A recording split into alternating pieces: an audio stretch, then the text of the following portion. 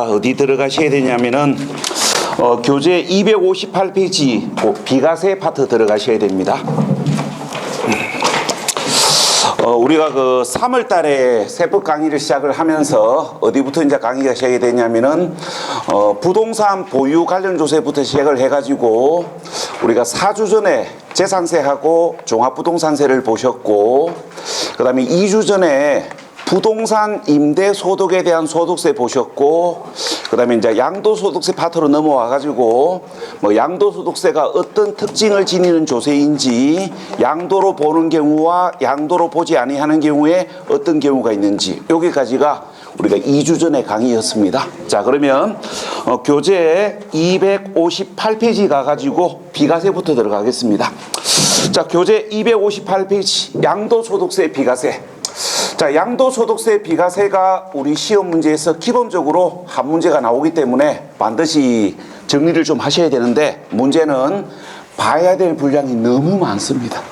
많은데, 자, 일단 우리가 이제 교재 258페이지 가셔가지고 거기 박스 안에 우리가 비과세 받을 수 있는 양도소득에 어떤 종류가 있는지 요거 눈도장 찍으셔야 됩니다. 요게 봅시다. 우리가 한 3, 4년 전까지만 해도 비과세 양도소득이 3가지 부류밖에 없었기 때문에 기본적으로 출제할 수 있는 형태가 아니었는데, 지금은 5개 항목이에요. 그래서 우리가 비과세 항목 4개 하고 비과세 항목이 아닌 것 1개 섞어 놔놓고 비과세 대상이 아닌 것 이렇게 물어볼 여지가 살짝 있기 때문에 비과세 받을 수 있는 양도소득 종류를 토시 하나까지 일일이 기억할 필요는 없지만 대표 명칭 위주로 살짝 기억하셔야 됩니다. 그러니까 이렇게 기억하십시오. 우리가 비과세 받을 수 있는 양도소득은, 자, 첫 번째 파산선고, 그 다음에 농지 교환 분합,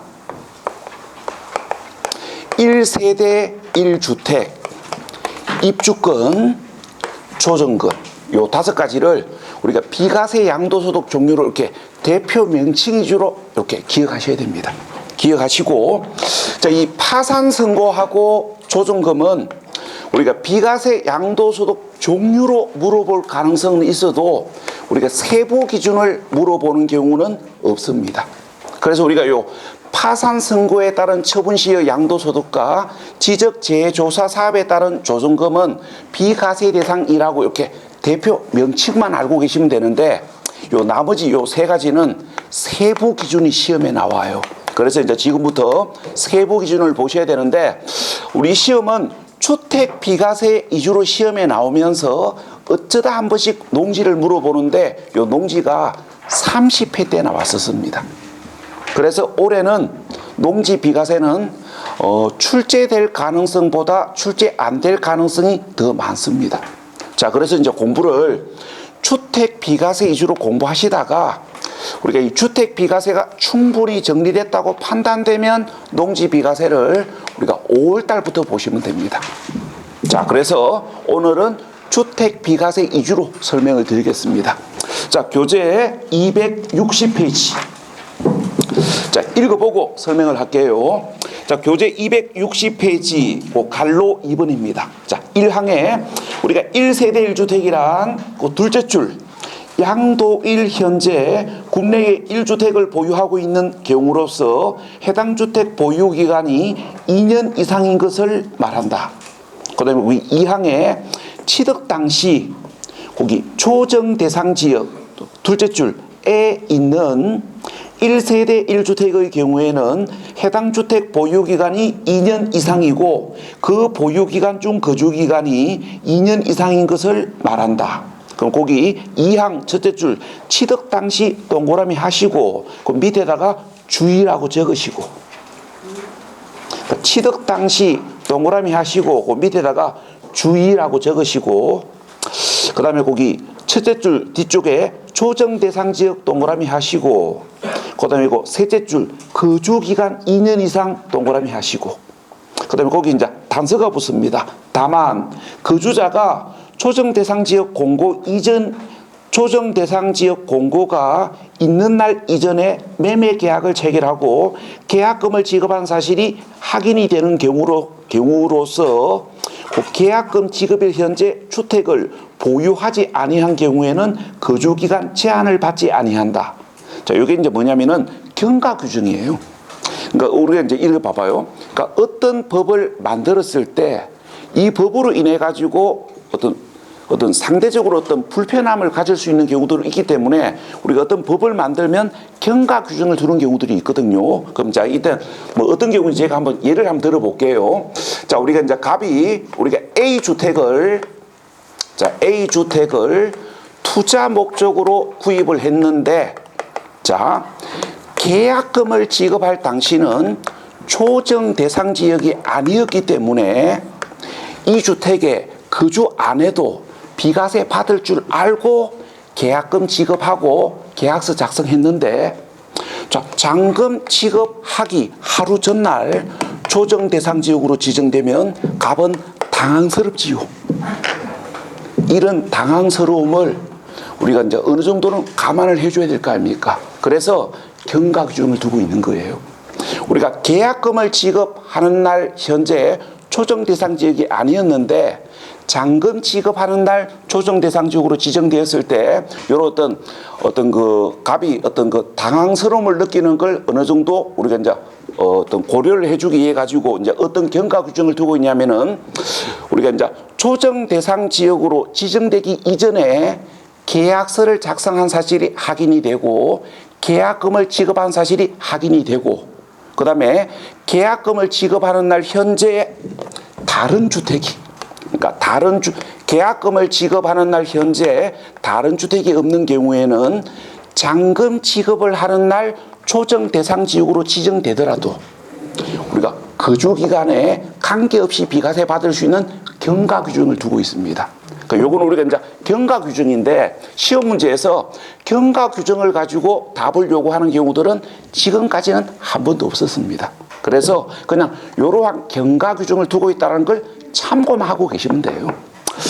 자, 그러면 이제 조금 전에 여러분들 교재 260페이지 거기 주택, 그러니까 교재 260페이지 그 갈로 2번 1세대 1주택 범위에서 읽어본 이야기를 지금부터 우리가 이제 한번 정리를 해보겠습니다. 자, 금방 읽어본 게 뭐냐면은 주택 비과세 요건인데, 자, 우리가 이제 기본 개념이 이렇게 됩니다. 우리가 1세대 1주택 양도시, 양도소득세를 무조건적으로 비과세 받는 게 아니고 주택 비과세 요건을 충족해야 주택과 그 부수 토지 양도소득에 대하여 비과세가 가능합니다. 자, 그러면 주택을 팔았을 때 비과세 받을 수 있는 요건이 어떻게 되는지를 알고 계셔야 되는데, 조금 전에 여러분들 교재에 그 260페이지 1항, 2항에서 읽어본 게 주택 비과세 요건이에요. 자, 그럼 이제 설명을 해볼게요. 자, 주택을 팔았을 때 비과세를 받으려면은 1세대가 국내에 소재하는 하나의 주택을 2년 이상 보유, 양도하셔야 되고, 그 다음에 이제 요게 추가 조건이 붙습니다. 자, 뭐라고 추가 조건이 붙냐면은 취득할 당시, 그러니까 취득할 당시 조정 대상 지역 소재 주택을 취득한 경우에는 보유 기간 중 거주 기간이 2년 이상이어야 비과세 가능합니다. 자, 그러면 이제 지금부터 이 주택 비과세 요건을 우리가 하나하나를 한번 우리가 이제 따져봅시다. 자, 주택을 팔았을 때 비과세를 받으려면 주택은 하나이어야 됩니다. 자, 그럼 지금부터 뭐 시험 문제가 조금 자세히 출제되는 걸 대비하기 해가지고 요 이야기를 조금 자세히 보셔야 됩니다. 자, 주택을 팔았을 때 비과세를 받으려면 주택이 하나이어야 되는데, 자, 첫 번째, 어떤 주택이 하나이어야 됩니까?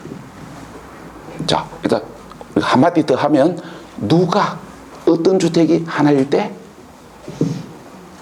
누가 양도하는 자가 아니고 1세대가, 그러니까 우리가 양도하는 자가 주택이 하나일 때 비과세하는 게 아니고 1세대에 해당하는 자가 보유하는 주택이 하나이어야 됩니다. 그러니까 나하고 내 배우자하고 나하고 함께 거주하고 있는 자녀 1세대에 해당하는 자의 보유주택이 하나여야 되고, 그 다음에 어떤 주택이 국내에 소재하는 주택이 하나일 때. 그래서 이거예요. 내가 국외에 집이 여러 개가 있어도 국내 소재 주택이 하나이면 비과세 대상이라고요. 자, 그 다음에 이제 물어봅시다. 언제 하나여야 됩니까? 힌트 드리면 양도소득세입니다. 우리가 지금 공부하는 건 양도소득세라고요. 그래서 언제? 양도일 현재. 그러니까 당해 주택을 양도하는 날 현재 하나이면 비과세 대상이에요. 근데 이걸 우리가 5년 전에 이렇게 물었습니다. 당해 주택을 보유하던 중에 다른 주택을 보유한 적이 없었어야만 비과세한다. 이 말이 틀렸다는 게 감이 오셔야 돼요. 자, 봐요. 우리가 당해 주택을 양도하는 날 현재 1주택 소유가 맞다면 이 주택을 보유하던 중에 다른 주택을 보유한 적이 있었어도 비과세 대상이에요. 자, 봐요. 내가 3년 전에 집이 3개 있었는데 3년 전에 집이 3개가 있었는데 2년 6개월 전에 2개 팔고, 자, 오늘 하나를 팔려고 합니다. 그러면 양도하는 날 현재 1주택이기 때문에 C주택을 보유하던 중에 다른 주택을 보유한 적이 있었어도 비과세 대상이에요. 그러니까 양도 1 현재 하나이면 비과세 대상입니다. 그래서 이렇게 좀 이렇게 해석된 문제가 출제될 여지도 살짝 있기 때문에 금방 설명한 이야기들을 가급적이면 판단하실 수 있어야 됩니다. 자, 그 다음에 이제 주택을 팔았을 때 비과세를 받으려면은 2년 이상을 보유 양도하셔야 되는데, 요 보유기간 관련 이야기는 잠시 후에 따로 설명을 하겠습니다. 이게 뭐 양도하는 날 현재 2년 보유를 해야 되는지, 뭐 1주택이 된 날로부터 2년 보유해야 되는지, 그 보유기간 관련 이야기는 그 교재 뒤쪽에서 따로 설명을 하겠습니다. 자, 그 다음에 주택을 팔았을 때 비과세를 받으려면은 1주택 소유해야 되고 2년 이상을 보유 양도해야 되고, 그 다음에 이제 추가 조건이 붙습니다. 취득할 당시 초정 대상 지역 소재 주택을 취득한 경우에는 보유 기간 중 거주 기간이 2년 이상이어야 비과세 받습니다. 여기서 이제 주의하셔야 될 건, 이때 조정 대상 지역은 취득할 당시를 보는 거지 양도 당시 아니에요. 양도할 당시를 보는 게 아니고 취득 당시입니다. 그러니까 양도하는 날 현재 조정 대상 지역이냐 아니냐 이걸 따지는 게 아니고 양도 당시가 아니고 취득 당시예요. 그러니까 취득할 당시 조정 대상 지역 소재 주택을 취득한 경우에는 보유 기간이 2년 이상이어야 되고 보유 기간 중 거주 기간이 2년 이상이어야만 비과세 받습니다.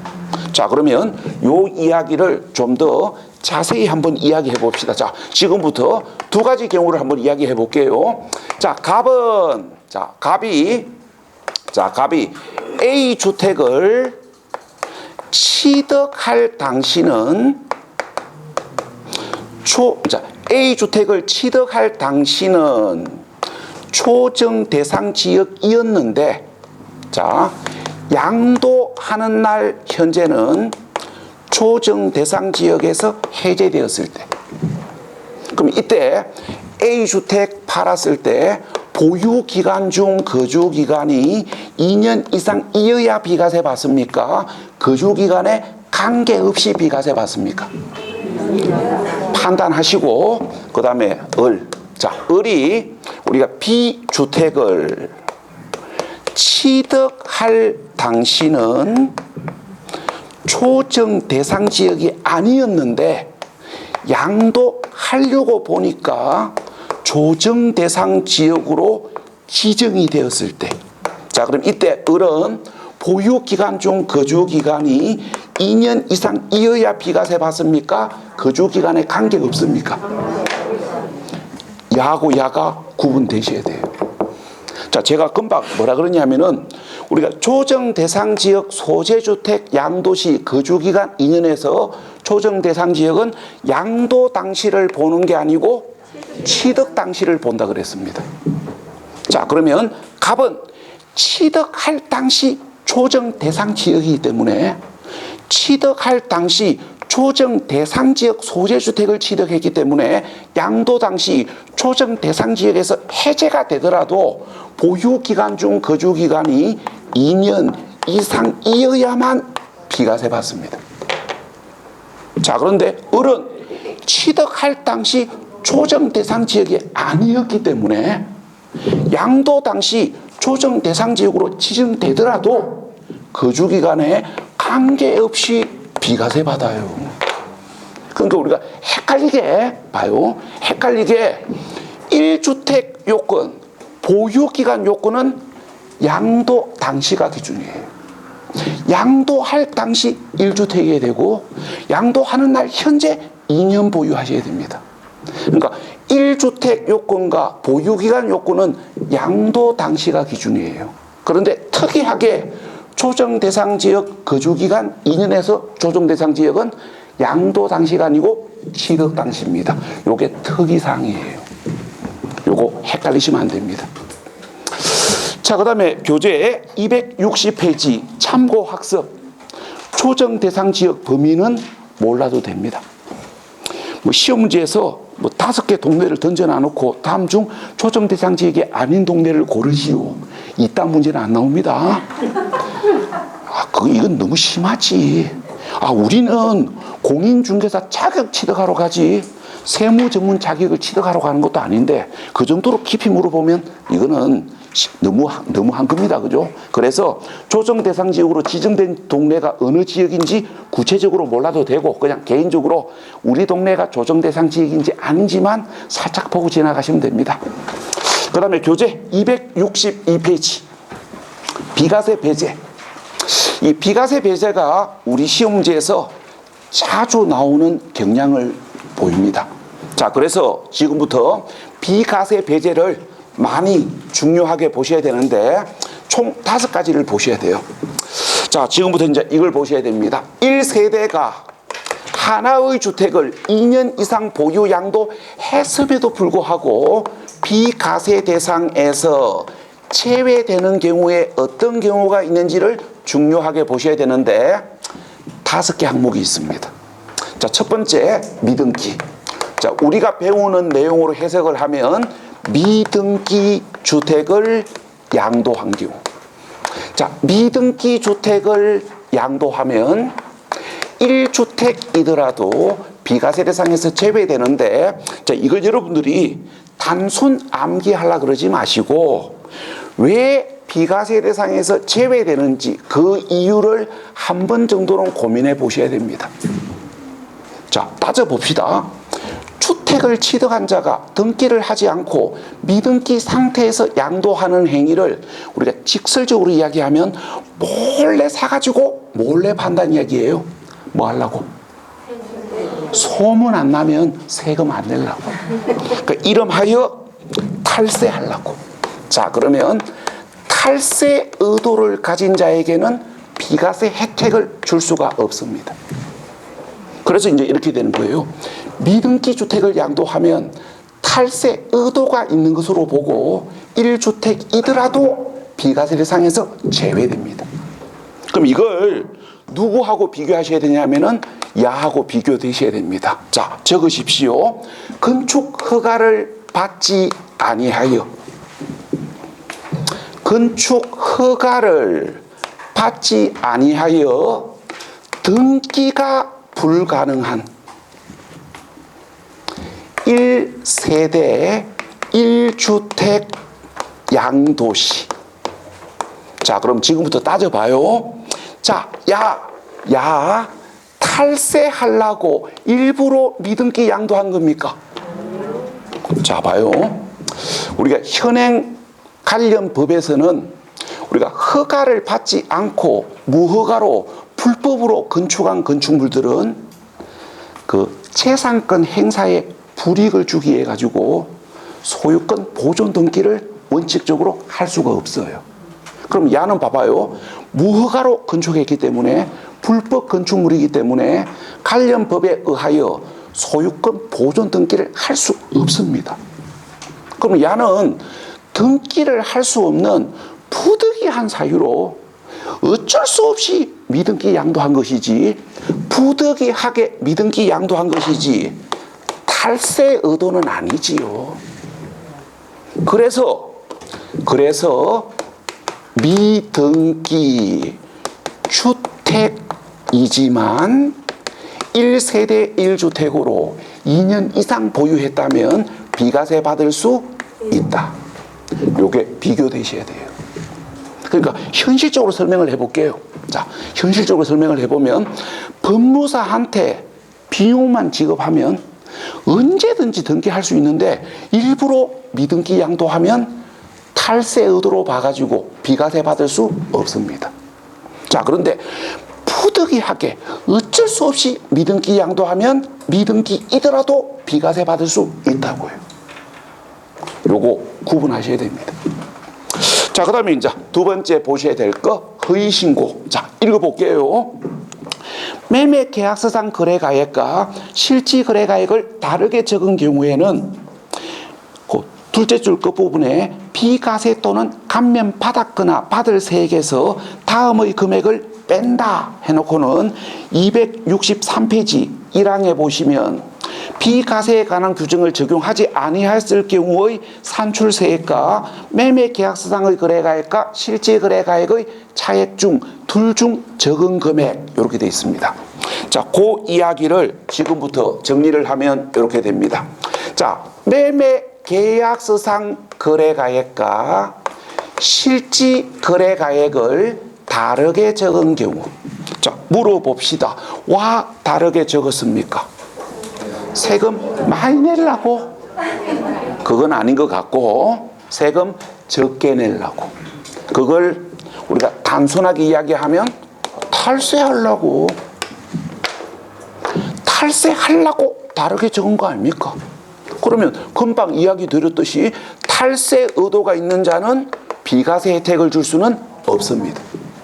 자, 그래서 매매계약서상 거래가액과 실지거래가액을 다르게 적은 사실이 뽀롱이 나면 탈세 의도가 있는 것으로 보고 1세대 1주택 양도이더라도 비과세 대상에서 제외됩니다.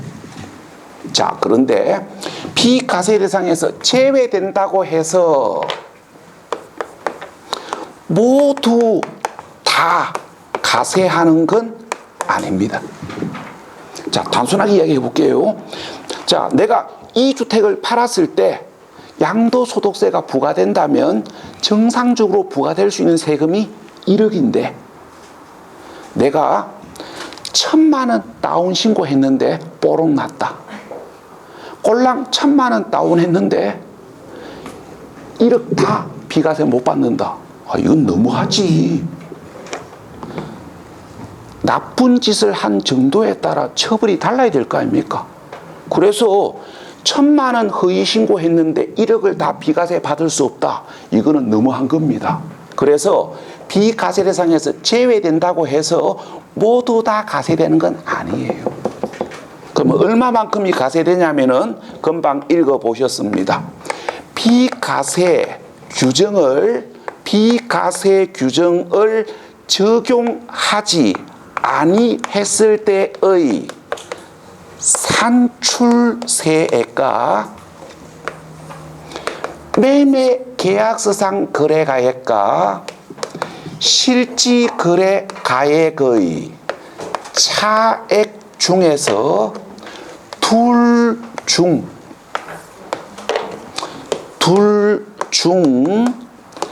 적은 금액만큼을 비과세 가능 금액에서 제외합니다. 자, 그러면 말로 하면 거시기 하니까 예를 하나 들어서 이야기해 봅시다. 자, 요렇게 이제 예를 하나 들어볼게요. 자, 1세대가 하나의 주택을 등기된 상태에서 2년 이상 보유하다가 팔았고 고가주택 아니고 조정 대상 지역 아니라고 가정하고, 우리가 당해주택을 팔았을 때 양도소득세가 부과된다고 가정했을 때, 그러니까 비과세 규정을 적용하지 아니했을 때 정상적으로 부과될 수 있는 양도소득세가 5천만 원이라고 가정하고, 실제 양도가액은 9억이라고 가정하고 매매계약서상 거래가액은 8억 6천이라고 가정합시다. 그러니까 4천만 원 다운계약서 작성했습니다. 자, 요 조건대로 설명을 해볼게요. 자, 일단 1세대가 하나의 주택을 등기된 상태에서 2년 이상 보유 양도하면 주택 비과세 요건을 충족했기 때문에 매매계약서상 거래가액과 실거래가액을 동일하게 기재했다면, 매매계약서를 정직하게 작성했다면 산출세액 5천만 원을 모두 다 비과세 받을 수 있었는데, 그러니까 원래 비과세 가능한 금액은 5천만 원이었는데 매매계약서상의 거래가액과 실제 거래가액을 다르게 적은 사실이 보롱이 나면 둘 중 적은 금액만큼을 비과세 가능한 금액에서 제외한다고요. 가만히 있지 말고 둘 중 적은 금액이 얼마인지 빨리 판단하십시오. 자, 둘 중 적은 금액 4천만 원을 비과세 가능한 금액에서 제외합니다. 그래서 이제 이렇게 되는 거예요. 매매계약서를 정직하게 작성을 했다면 주택 비과세 요건을 충족했기 때문에 산출세액 5천만 원을 모두 다 비과세 받을 수 있었는데, 다르게 적은 사실이 보롱이 나면 5천만 원 중에서 둘 중 적은 금액 4천만 원은 비과세 받을 수 없고 1천만 원만 비과세 해주겠다 이 말입니다. 그러니까 쉽게 말하면 네가 허위로 신고한 금액만큼은 비과세 안 해주겠다 이 말이에요. 지금 4천만 원 허위 신고했잖아요. 그래서 비과세 가능한 금액에서 4천만 원은 제외되는 거예요. 이것은 이제 두 가지 개념을 잡으셔야 됩니다. 첫 번째 잡으셔야 될 거, 다르게 적은 사실이 뽀록 나면 1주택이더라도 비과세 대상에서 제외된다는 거. 그 다음에 알고 계셔야 될 거, 비과세 대상에서 제외된다고 해서 모두 다 과세되는 건 아니고 둘 중 적은 금액만큼을 비과세 가능한 금액에서 제외합니다. 그 다음에 교재 263페이지 고가주택. 자, 고가주택과 관련해 가지고 여러분들은 지금부터 네 가지를 잡으셔야 됩니다. 첫 번째 알고 계셔야 될 거, 고가주택이 어떤 주택인지를 알고 계셔야 됩니다. 자, 고가주택이 어떤 주택인지는 2주 전에 한번 설명을 드렸습니다. 2주 전에 설명을 드렸는데, 양도소득세 고가주택하고 부동산 임대소득 고가주택은 달랐지요. 우리가 부동산, 그러니까 비과세주택 임대소득에서 제외되는 그러니까 비과세주택 임대소득에서 제외되는 고가주택, 부동산 임대소득에서 고가주택은 기준 시가가 9억을 초과하는 주택이고, 양도소득세 비과세 대상에서 제외되는 고가주택은 기준 시가가 아니고 실제 양도가액이 9억을 초과하는 주택입니다. 요 차이를 구분하는 문제가 31회 때 간접적으로 나왔었습니다. 정답은 아니었고 31회 때 양도소득세에 관한 설명으로 맞는 것 해가지고 요게 틀린 지문으로 나왔었어요. 자, 그래서 요거 참고사항으로 구분하셔야 됩니다. 부동산 임대소득 고가주택과 양도소득세 고가주택은 판정 기준이 다릅니다. 그러니까 둘 다 9억을 초과하는 주택을 고가주택으로 보는 건 같은데 금액 성격이 달라요. 자, 우리가 이왕 보는 거 한 방에 다 봅시다. 자, 우리가 취득세 고급주택과 부동산 임대소득 고가주택과 양도소득세 고가주택은 모두 다 9억을 초과하는 주택, 9억을 초과하는 주택, 9억을 초과하는 주택을 고가주택, 고급주택으로 본다는 건 같습니다. 근데 금액 성격이 다 다르지요. 양도소득세는 실제 양도가액이 9억이고 부동산 임대소득은 기준 시가가 9억이고 취득세는 시가 표준액이 9억. 금액 크기는 같은데 금액 성격이 달라요. 자, 그 다음에 이제 고가주택이 어떤 주택인지 알았으면 두 번째 알고 계셔야 될 거. 고가주택을 양도하면, 그러니까 고가주택을 양도하면 1세대 1주택이더라도 비과세 대상에서 제외된다는 걸 알고 계셔야 됩니다. 자, 여쭤봅시다. 왜 고가주택은 비과세 대상에서 제외될까요? 뭐 그 이유가 시험에 나오지는 않지만 알고 계시면 공부하는데 살짝 도움은 됩니다. 자, 왜 비과세 대상에서 제외됩니까? 부러워서. 우리 집은 4억밖에 못 받는데 그거는 직접적 이유는 아니고요.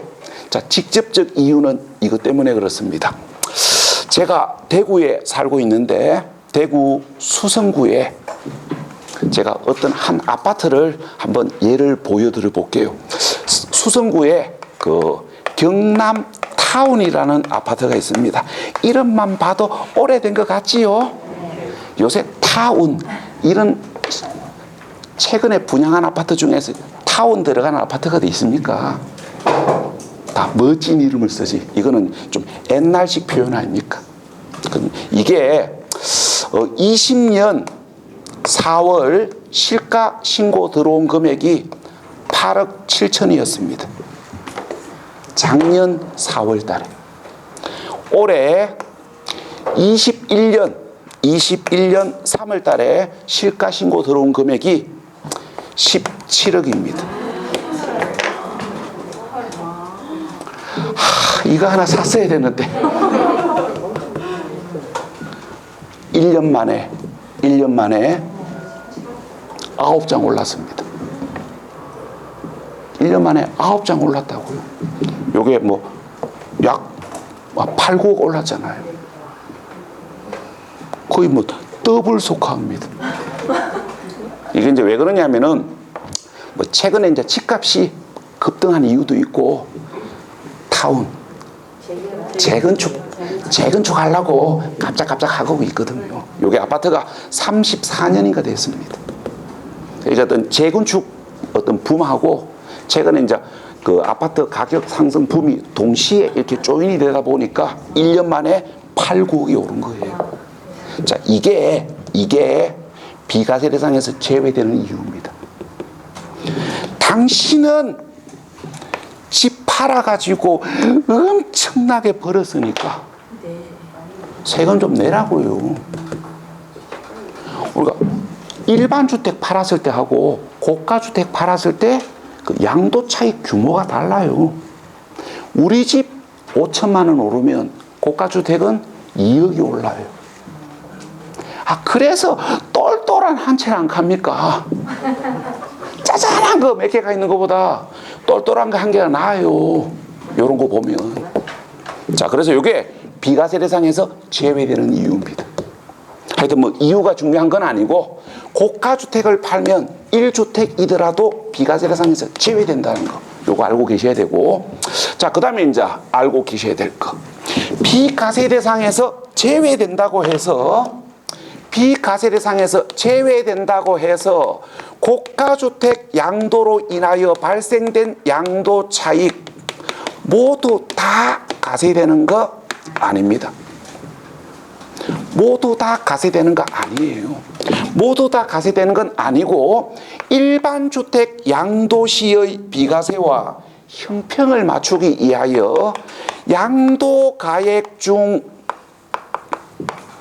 9억 이내까지는 일반 주택에 상응하는 부분이고 일반 주택 양도 시의 비과세와 형평을 맞추기 위하여 9억 이내까지는 비과세 가능하고 양도가액 중 9억 초과 금액만 가세하는 것이지 모두 다 가세되는 거 아닙니다. 이걸 말로 물어보는 문제가 요게 25회 때 문제였고, 이때 양도소득세가 부과되는 양도차익 계산 문제가 29회 때 30회 때 문제입니다. 그럼 이때 고가주택을 팔았을 때 양도소득세가 부과되는 양도차익 계산 공식을 알고 계셔야 되는데, 요거는 계산 공식만 기억하면 쉽게 계산이 되기 때문에 요 계산 공식은 천천히 보시면 됩니다.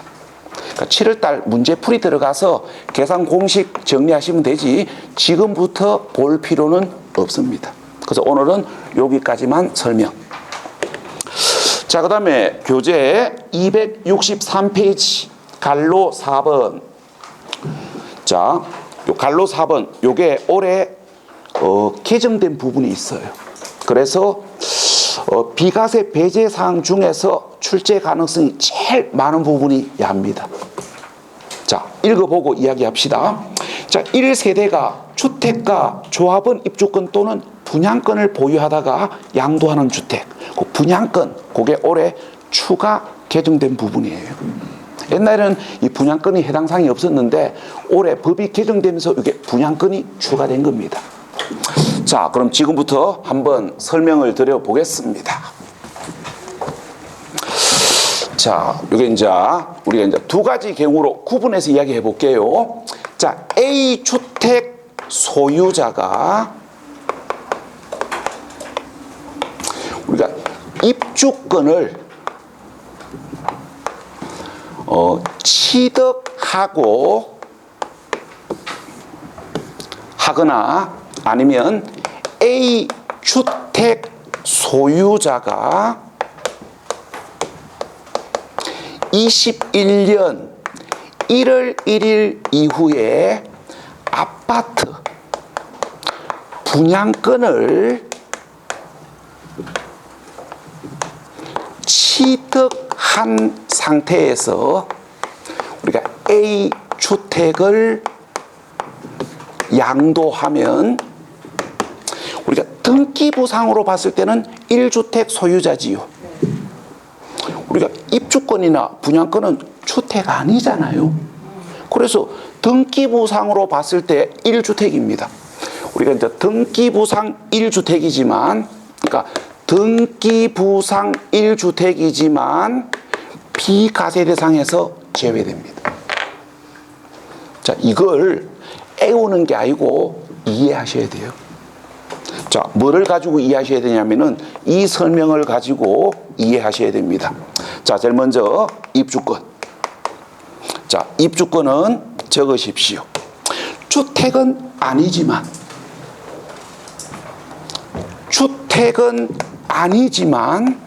보유 주택 수에 포함합니다. 요게 2006년에 신설된 규정입니다. 이렇게 하겠다고 정한 것이기 때문에 이렇게 정해놨다고 기억하셔야 돼요. 우리가 입주권은 주택은 아니지만 보유주택 수에 포함하도록 2006년에 법이 신설되었습니다. 그 다음에 우리가 21년 1월 1일 이후 취득한, 우리가 21년 1월 1일 이후 취득한 아파트 분양권은 적으십시오. 주택은 아니지만 보유주택수에 포함합니다. 요게 작년 8월 달에 신설된 규정입니다. 요게 작년 8월 달에 신설되었는데 우리 국민들이 마음의 준비를 하는데 시간이 필요하다고 개정과 동시에 시행 들어가지 않고 21년 1월 1일부터 시행에 들어가요.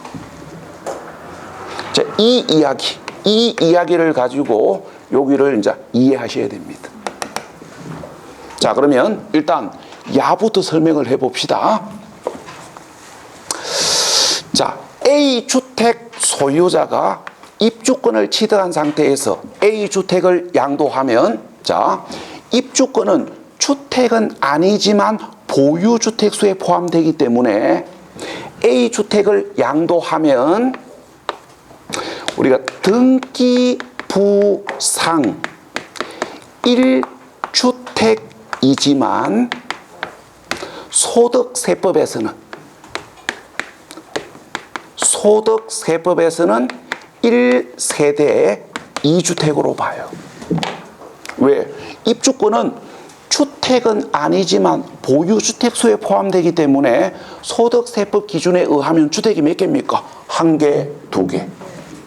그래서 등기부상 1주택이지만 소득세법에서는 1세대 2주택으로 보고, 주택을 팔았을 때 비과세를 받으려면 주택이 하나여야 되는데 소득세법상 기준에 의하면 주택이 2개 아닙니까? 그래서 비과세 대상에서 제외된다고요. 그 다음에 이것도 마찬가지예요. 우리가 A주택 소유자가 21년 1월 1일 이후에 아파트 분양권을 취득한 상태에서 A주택을 양도하면 21년 1월 1일 이후에 취득한 아파트 분양권은 주택은 아니지만 보유주택수에 포함되기 때문에 A주택을 양도하면 등기부상 1주택이지만 소득세법에서는 2주택으로 봅니다. 그래서 비과세 대상에서 제외된다고요. 이 이야기를 가지고 요 설명을 이해하셔야 되고, 그러면 자연스럽게 정리되는 거 아닙니까? 그래서 결론, 우리가 1세대가 하나의 주택과 입주권 또는 분양권을 소유하고 있는 상태에서 그 주택을 양도하면 등기부상 1주택이지만 소득세법에서는 2주택으로 보기 때문에 비과세 대상에서 제외됩니다. 요게 올해 신설된 규정 아닙니까? 그래서 야는 구닥다리이기 때문에 몰라도 야는 무조건 잡으셔야 됩니다. 이게 올해 신설 규정이잖아요. 자, 근데 이제 요게 단서가 붙습니다. 요게 단서가 붙어요. 요게 단서가 붙습니다. 다만 일시적 이 주택 특례 대상인 경우에는, 일시적 이 주택 특례 대상인 경우에는 비과세 가능합니다. 요게 어떤 경우인지는 오늘 마지막 시간에 자세히 설명을 할 겁니다. 오늘 마지막 시간에 자세히 설명을 할 건데 미리 한번 살짝 설명을 해볼게요. 이렇게 됩니다. 우리가 요 A주택, 종전주택 소유자가 종전주택을 취득한 날로부터 1년 이상 경과 후에 아파트 분양권을 취득하고, 아파트 분양권을 취득한 날로부터 3년 안에 종전 A주택을 먼저 양도하면 이게 뭐가 되냐면은 주거 이전 일시적 1주택 특례 대상이에요. 그래서 이 조건을 충족하면 실제 보유주택은 2주택이지만 1주택 양도로 간주하고 비과세합니다. 자세한 이야기는 오늘 마지막 시간에 자세히 설명을 드리겠습니다. 자, 그 다음에 교재 263페이지 5번입니다. 기준 면적 초과하는 주택에 딸린 토지. 자, 요거 설명하고 잠시 쉬었다 갑시다. 자, 금방 읽어본 이야기를 그림으로 설명하면 이렇게 됩니다. 우리가 1주택 부속 토지가, 그러니까 1주택 부속 토지가 기준 면적을 초과하면 기준 면적 이내까지는 1세대 1주택으로 2년 이상을 보유했다면 비과세 가능하지만 기준 면적 초과 부분은 1세대 1주택 부속 토지이더라도 비과세 대상에서 제외됩니다. 자, 그러면 지금부터 두 가지 개념을 잡으셔야 됩니다. 첫 번째, 비과세 받을 수 있는 주택 부속 토지 기준 면적이 어떻게 되는지. 여러분들 교재 보시면 거기 적용 배율 해가지고 지금 현재 적용 배율하고 22년 이후 적용 배율이 달라요. 여러분들은 21년만 봐야 되지 22년 이후에 어떻게 되는지는 보면 안 됩니다. 22년 이후에 어떻게 되는지를 보면 22년에 합격합니다. 참 희한하게 그렇게 되더라고요. 그래서 우리 시험은 21년 10월 30일 현재 시험 보는 날 현재 시행되는 법령에 의하여 답안을 작성하도록 되어 있습니다. 그래서 여러분들은 21년 현재 어떻게 되는지만 알고 계시면 되지 22년 이후에 어떻게 되는지는 시험 끝나고 나서 고민하시면 돼요. 그래서 그 22년 이후는 보지 마시고 21년 현재만 보시면 됩니다. 자, 그래서 21년 현재를 기준으로 했을 때, 자, 주택이 도시 지역 안에 소재하면 주택 정착 면적의 5배. 주택이 도시 지역 밖에 소재하면 주택 정착 면적의 10배를 비과세 주택 부속 토지 기준 면적으로 봐요. 요게 구분되셔야 됩니다. 도시 지역 아니냐, 도시 지역 밖이냐에 따라 기준 면적이 다르다는 거. 그 다음에 이제 이걸 알고 계셔야 돼요. 1주택 부속 토지가 기준 면적을 초과하면 초과 부분은 1주택 부속 토지이더라도 비과세 대상에서 제외된다는 거. 여기까지가 비과세 배제 사유 5개입니다. 이 5개를 가급적이면 다 보셔야 돼요. 자, 그런데 한꺼번에 다 보는 게 부담되시면 이런 것들을 우선적으로 보셔야 됩니다. 미등기 주택, 그 다음에 고가주택, 그 다음에 이제 올해 신설된 규정인 주택 소유자가 아파트 분양권을 보유하고 있는 상태에서 그 주택을 양도하는 경우. 이게 올해 신설 규정이기 때문에 요 3가지를 우선적으로 보셔야 됩니다. 자, 잠시 10분 휴식했다가 다음 파트로 넘어가겠습니다.